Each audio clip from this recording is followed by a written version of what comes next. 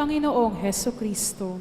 Magsipo tayo sandali. Muli mga kapatid, magandang gabi po sa inyong lahat. Yung pong ating ebanghelyo sa ngayon, tingin ko ay tumutugma sa ating pagdiriwang na darating na kapistahan.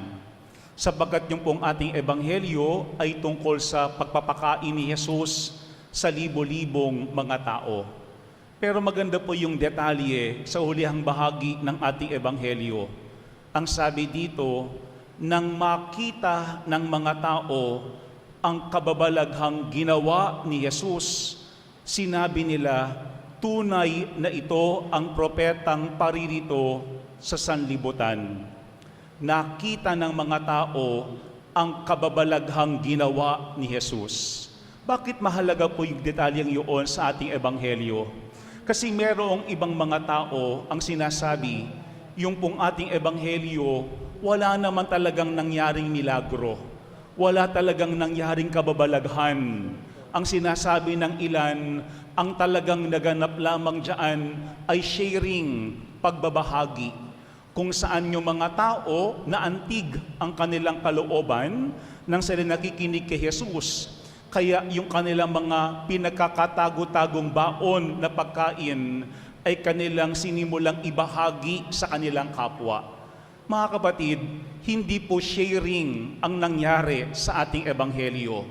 Ang nangyari sa ating ebanghelyo, kababalaghan, milagro, na kahit si Jesus lamang ang makagagawa ng bagay na iyon. Bakit ganoon? Kasi minsan kapag may mga bagay na ating hindi maintindihan o ating hindi maunawaan, ang tukso sa atin is to mellow them down. Yung ibaba natin ang mga bagay sa mga bagay na ating kayang intindihin o kayang unawain. Yung kayang saklawin ng ating isipan. Kasi parang mas madali nating sabihin, mayroong sharing na naganap kaysa sabihin natin, gumalaw ang Panginoon ng milagro si Kristo. Merong kababalaghan na nangyari sa oras na iyon na nakita ng 5,000 higit na mga tao sa harapan ni Jesus. Kaya nga mga kapatid, maganda po itong ating ebanghelyo sa ngayon. Bakit?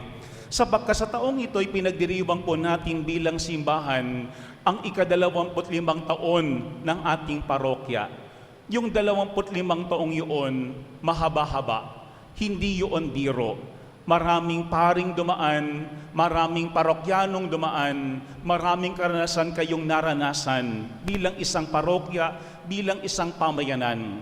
Pero mga kapatid, ating nakikita, hindi lamang ang pagbabahagi ng bawat isa. Sa loob ng 25 taon, ating natunghayan ang paggalaw ng Panginoon, ang kababalaghan ng Panginoon sa ating mismong pang-araw-araw na buhay. Kaya nga maganda po itong ating ebanghelyo, sapagkat merong 2 bagay na pinapaalaala ang ating ebanghelyo sa ngayon. Ano yung 2 bagay na yun? Una is that our faith will be tested. Yan ang unang mahalaga. Our faith will be tested. Laging susubukin ang ating pananampalataya. Ang sabi ng ating ebanghelyo sa ngayon, si Jesus nagtanong sa kanyang alagad na si Felipe. Ang sabi ni Jesus sa kanyang alagad, saan tayo bibili ng tinapay upang makakain ang mga taong ito? Mga kapatid, siguro ating maiisip, ano ba ang naging itsura ng mukha ni Felipe nung siya'y tanungon ni Jesus ng bagay na iyon? Kasi ang dami-daming tao sa kanyang paligid. Baka inisip ni Felipe, bakit naman hindi nagdala ng pagkain ang gantong karaming tao? Kung alam naman nila na sila ay makikinig kay Jesus sa loob ng maraming araw. Pero ano ang sinabi ng ating ebanghelyo sa ngayon? Ang sabi dito, sinabi ito ni Jesus para subukin si Felipe. Yung part na yun, para subukin si Felipe. Pero ang sabi ng ating ebanghelyo, sapagkat alam ni Jesus ang kanyang gagawin. Alam ni Jesus ang kanyang gagawin. Siguro mga kapatid, lahat tayo dumarating sa ating buhay na parang sinusubok din yung ating pananampalataya. Kapag ating naramdaman na parang imposible, yung ating maramdaman na parang tayo ay kapos, na tayo ay kinukulang. Kaya nga sa ating ebanghelyo, pati si Andres, nagdala ng isang bata. Pero ano ang sabi dito ni Andres? Ang sabi diyan ni Andres ay meron pong isang batang lalaki na may dalang 5 tinapay na cebada at 2 isda. Ngunit gaano na ito sa ganyang karaming tao? Pati po si Andres, hindi niya maisip ano na ang gagawin sa napakaraming tao. Kasi kahit yung daladala ng bata, hindi sasapat sa iilang. Ano pa kaya yung libo-libong mga tao sa kanilang harapan? Yan po yung unang ating tignan. Meron tayong tukso bilang mga tao na maging self-sufficient. Yung ating isipin, kaya kong gawin ang bagay na ito. Kaya kong bigyan ng pagkain yung aking kapwa. Meron akong solusyon sa mga problema ng aking buhay. Pero mga kapatid, darating sa punto ng ating buhay na katulad ng mga alagad sa ating ebanghelyo, tayo mismo susubukin yung ating pananalig. Kasi hindi lahat kaya nating gawin. Hindi lahat kaya nating ibigay. Hindi lahat nasa ating mga kamay. Pero kapag dumating ang karanasang iyon sa ating buhay, doon tayo matututo na kumapit at magtiwala sa Panginoong Diyos. Kaya yan po yung unang paalaala sa atin. Our faith will be tested. Paano ba yung ating pananampalataya ay sinubok ng Panginoon sa loob ng 25 taon nung sinimulan ang parokyang ito mula sa isang maliit na kapilya, kung paano naipatayo ang simbahang ito sa pamamagitan ng inyong mga dating kora paroko, kung paano naayos ang mga komunidad ng simbahang ito.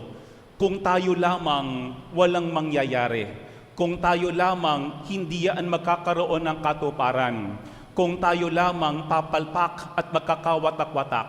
Pero kapag yaan ay gawain ng Panginoon, yaan ay magtataptuloy at magtatagumpay. Yan ang unang ating laging tatandaan. Alam ni Jesus ang kanyang gagawin.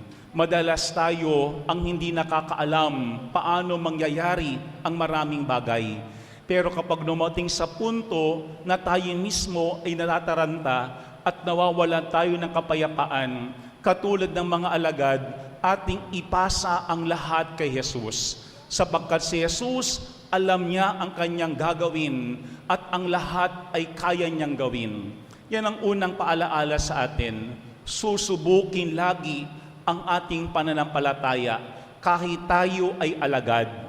Pero kapag sinusubok yung ating pananampalataya, doon nating mababatid na ang lahat ng bagay ay hindi dahil sa atin, na ang lahat ng bagay ay dahil sa gawa ng Panginoon sa buhay natin. Pero pangalawa, magandang paalaala ng ating ebanghelyo is that Jesus will provide abundantly. Lagi namang tutulong ang Panginoon sa ating buhay na higit pa sa ating mga kinakailangan. Maganda yung nangyari sa ating ebanghelyo sapagkat yung bata, ibinigay niya yung kanyang kakaunting tinapay at isda kay Jesus. Pero ano ang sinabi ng ating ebanghelyo sa ngayon? Sinabi ni Jesus, paupuin ninyo sila. Madamo sa lugar na iyon at umupo ang lahat. Ang sabi dito, kinuha ni Jesus ang tinapay at matapos magpasalamat sa Diyos ay ipinamahagi sa mga tao. Gayon din ang ginawa niya sa mga isda. Kinuha ang tinapay at isda at nagpasalamat sa Panginoon. Na magandang detalye yun.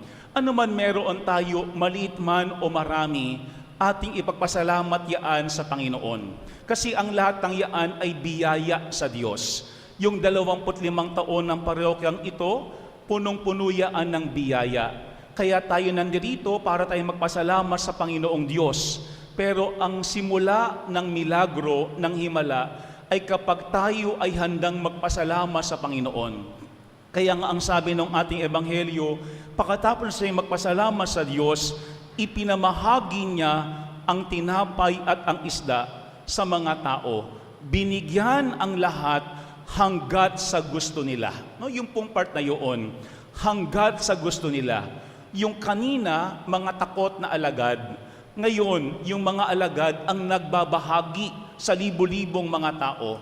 pinapakain ng tinapay at saka ng isda, hindi lamang ng kapiranggot, kung hindi hanggat sa gusto nila.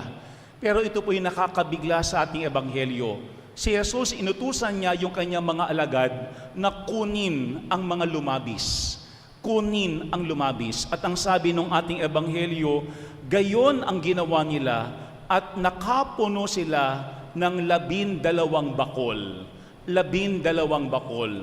Yung kakapiranggot, hindi lamang sumobra, lumabis pa ng napakarami. Meron pang 12 bakol na nakolekta. Kuro mga kapatid, yan ang pangalawang paalaala sa atin. Kapag ang Panginoon tumulong, kapag ang Panginoon ay nagbigay, hindi tayo tinitipid. Ibinibigay niya ang lahat-lahat, sobra-sobra pa sa ating mga pangangailangan. At yan din ang ating nakita sa buhay ng ating inang si Maria. Yung kanyang simpleng oo sa Panginoon ang siyang naging susi para siya ay bigyan ng biyaya ng Panginoon na higit sa kanyang inaasahan sa kanyang buhay. Siguro lahat po tayo nandirito kasi meron tayong hinihingi sa Panginoon. Pero anong sinasabi ng ating ebanghelyo? Huwag nating bigyan ng limitasyon ang Panginoon sa kanyang kayang ibigay at gawin sa ating buhay. Bagkus tulad ni Jesus, anuman ang meron tayo, maliit man yan, ipagpasalamat sa Panginoon. Kasi kapag tayo ay natuto magpasalamat, doon darating ang maraming biyaya ng Panginoon sa ating buhay. Mga kapatid, yan ang pangalawang paalaala sa atin. God will provide abundantly. Kapag dumarating ang panahon na tayo ay natatakot at kinakabahan na baka tayo ay kapusin, pagkatiwalaan natin ang kabutihan ng Panginoon sa atin. Sapagkat yung kanyang ginawang himala sa ating ebanghelyo ay kanyang patuloy na ginagawa sa ating buhay araw-araw. Mga kapatid, 25 taon, hindi biro yun. Maraming dumaan, maraming karanasan, marami pa tayong haharapin bilang pamayanan. Pero yung mga darating na taon, 2 bagay din ang paalaala ng Panginoon sa atin. Susubukin pa rin ng Panginoon ang ating pananampalataya. Pero pangalawa, bibigyan pa rin tayo ng Panginoon ng biyaya na higit sa ating mga inaasahan sa ating buhay araw-araw. Sana tulad ni Maria, huwag tayong matakot na magbigay ng ating oo sa Diyos. Upang katulad din ni Maria, tayo ay puspusin ng Panginoon ng kanyang mga biyaya. Amen.